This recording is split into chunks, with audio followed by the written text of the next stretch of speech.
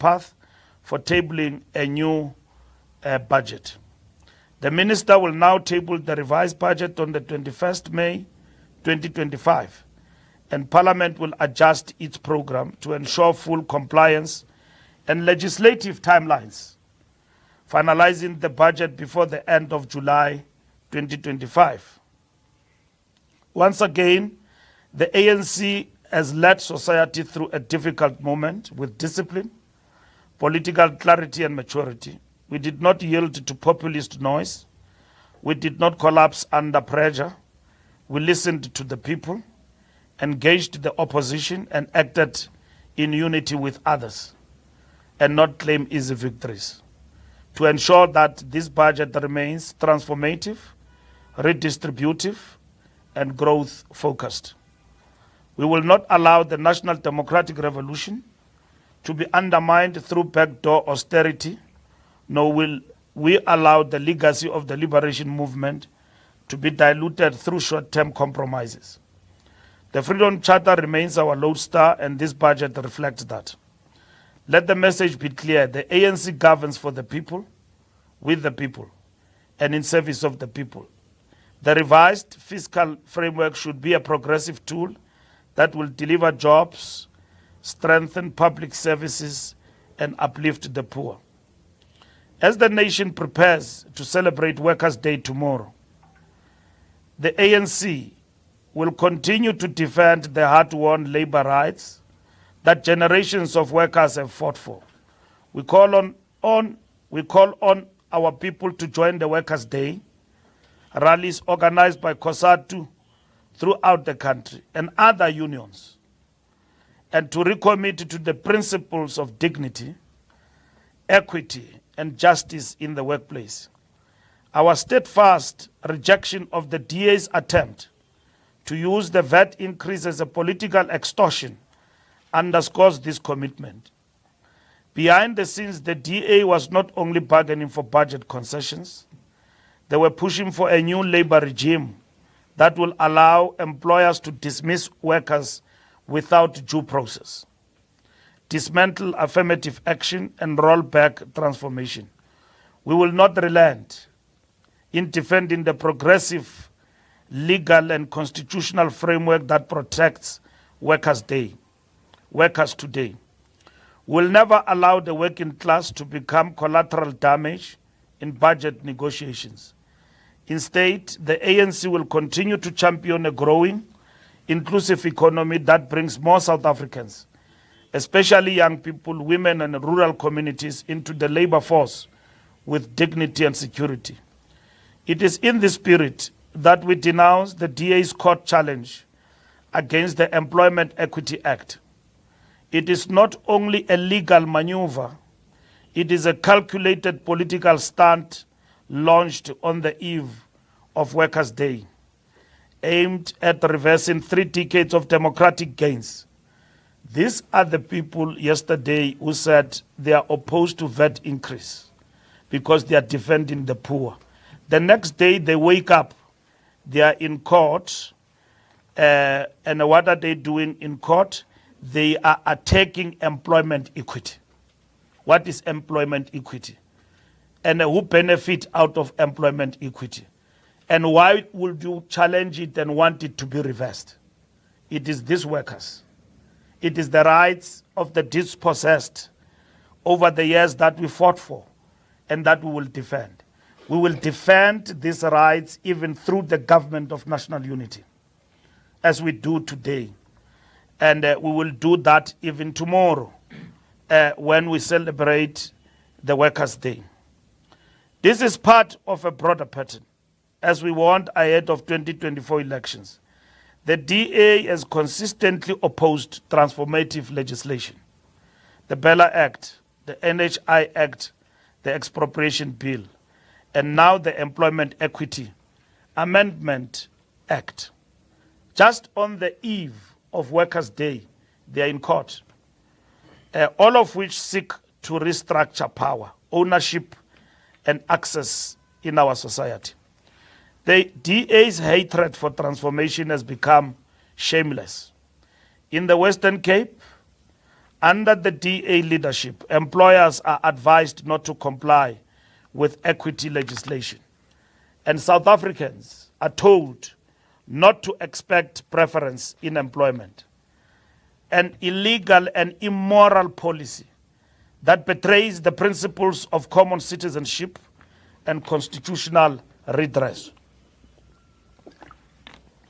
This is made worse by the DA-aligned campaigns of Solidarity and AfriForum, who tore foreign capitals like the United States to spread lies about the ANC lynching minorities, treasonous distortions that insult the spirit of unity and undermine our democratic sovereignty. And thanks to South Africans, black and white, who have come to the fore, dispelled and dismissed these lies, not only here in South Africa, even in the United States soil and in the corridors of the White House. We have done that as the ANC too, talking to people across, even in the United States, about these distortions about our country. Let us be clear, the Employment Equity Act is not an attack on anyone.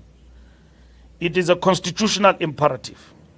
Its recent amendments achieved through NEDLAC consensus ensure sectoral targets that reflect regional realities, support SMMEs, and hold employers accountable in state contracts. These reforms are modest, are rational, and necessary. The Freedom Charter foresaw this moment. In Clause 7, it proclaimed, "There shall be work and security." That clause called for equal pay, the right to organize, maternity leave, a national minimum wage, and protection against exploitation. It demanded the abolition of child labor, compound labor, and the TOT system. TOT, TOT system. That's how our people were subjected to, the TOT system.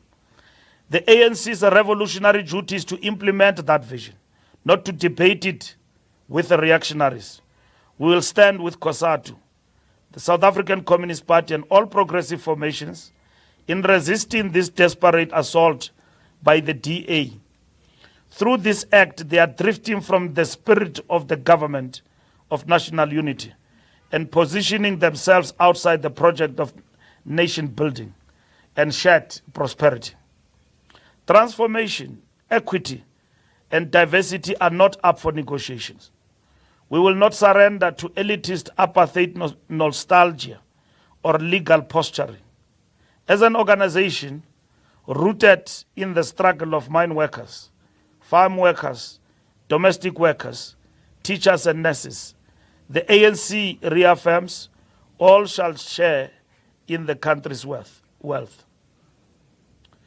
The ANC congratulates the ANC-led government and the Department of Transport for a successful Easter Road safety campaign. I saw somebody disputing this even when they were presented with facts. The country is changing for the better. People are not used to good things. The carnage on the road is being reduced, and many good things are happening in our country, not horrible. Many good things are happening in our country, and things are happening. You look at the electricity. We're overcoming the difficult struggles that we've been waging against difficult, stagnant, and stubborn challenges that we have faced over the years. And one of them is this road carnage on our roads. This is a moment of both celebration and reflection. And it's not for the ANC, it's for South Africans to recognize that the call is sinking. It means me and you who are on the road, who are believing in the message. How many years after Arrive Alive was launched, that today, without a holiday, without COVID, only in COVID, I was a minister, we celebrated the reduction of road carnage because not so many people were on the road. Today, people went to Moria, they went to different parts of the country. traveling to the beaches and they drove in our roads, and yet we register the highest number of reduction of road fatalities. And that tells a story that me and you and our people who are very much part of this particular campaign and the center of it, the message is sinking. A recognition that effective government action combined with public cooperation can save lives and promote a culture of responsibility. Working together, we can do more. At the same time, we extend our heartfelt condolences to families who lost loved ones during this period. Your loss is our collective pain. We remain committed to strengthening road safety campaigns throughout the year to ensure fewer families face this sorrow.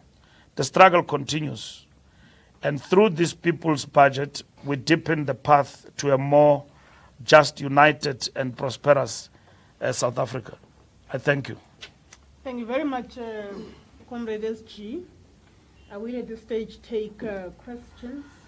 I'd like to start this side.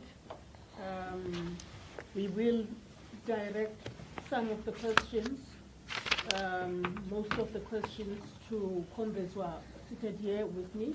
Whilst now that the SG has read the statement, the SG will come back and provide a response to some questions and also a summary.